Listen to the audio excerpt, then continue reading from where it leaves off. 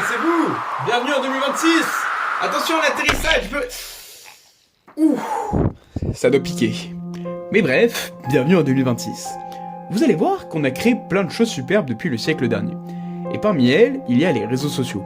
Une véritable place d'échange entre les peuples, où tout le monde peut s'exprimer et où tout le monde peut voir. Et ça, c'est vraiment superbe. C'est même inédit, c'est la première fois dans l'histoire de l'humanité que tout le monde peut s'exprimer librement sans censure, et être vu par tous. Et forcément, ça a un impact sur la société, et donc sur l'opinion publique. Mais alors, comment les réseaux sociaux influent-ils sur l'opinion publique ? C'est la question à laquelle on va essayer de répondre aujourd'hui, et pour ça, je vous emmène avec moi. Tout d'abord, on va essayer de définir ce que vous aimez. Vous êtes plutôt contenu cuisine, dans ce cas-là, aucun problème, on a une tripotée de chefs prêts à vous proposer des plats aux petits oignons, ou bien vous êtes plutôt orienté politique et de gauche, dans ce cas-là, je peux vous montrer tous les TikTok classés à gauche de TikTok. A l'inverse, vous êtes plutôt à droite, pas de soucis non plus, j'ai tout le compte TikTok de Bruno Retailleau à vous faire visionner. Mais attention à ne pas tomber dans ce qu'on appelle une bulle d'information ou une bulle de filtre, un concept développé par Elise Parisser. L'idée est simple, à force de ne consommer qu'un seul type de contenu, on finit enfermé dans une boucle qui ne nous montre que des idées qui vont déjà dans notre sens. Car oui, les algorithmes n'ont pas pour but de vous montrer des opinions variées. Leur objectif, c'est de vous faire rester le plus longtemps possible sur la plateforme. Et pour ça, ils vous montrent soit des contenus qui vont dans votre sens, soit des contenus à l'extrême opposé de vos opinions qui vont forcément vous choquer.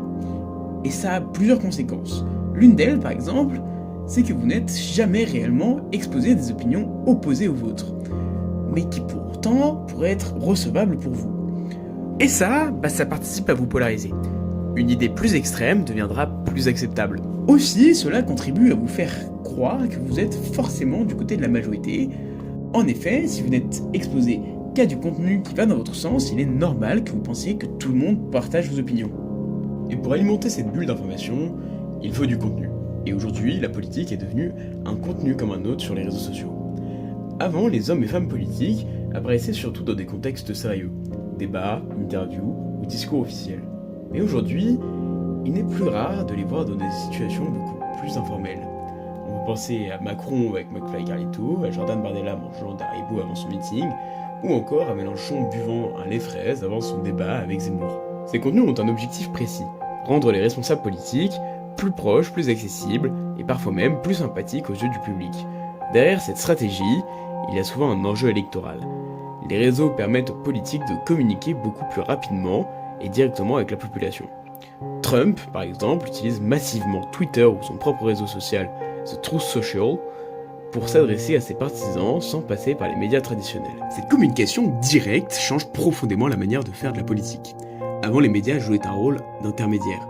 Ils sélectionnaient les informations, les vérifiaient et les remettaient dans leur contexte. Aujourd'hui, un responsable politique peut publier un message en quelques secondes et toucher immédiatement des millions de personnes. Cela lui permet de contrôler davantage son image et son discours, mais aussi de réagir très rapidement à l'actualité. Le problème, c'est que cette rapidité laisse parfois moins de place au recul, à la vérification et au débat. Mais les réseaux ont également une énorme capacité d'amplification.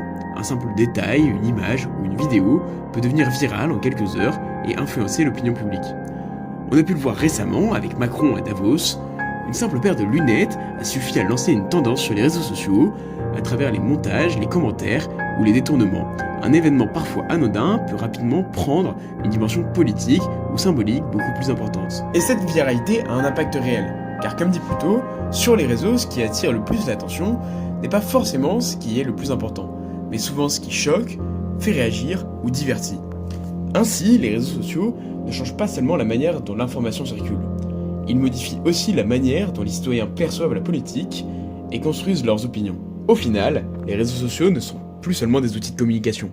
À travers les algorithmes, la viralité et les bulles d'information, ils participent désormais à la construction de l'opinion publique. La question n'est donc plus de savoir si les réseaux sociaux nous influencent, mais plutôt qui influence les réseaux sociaux.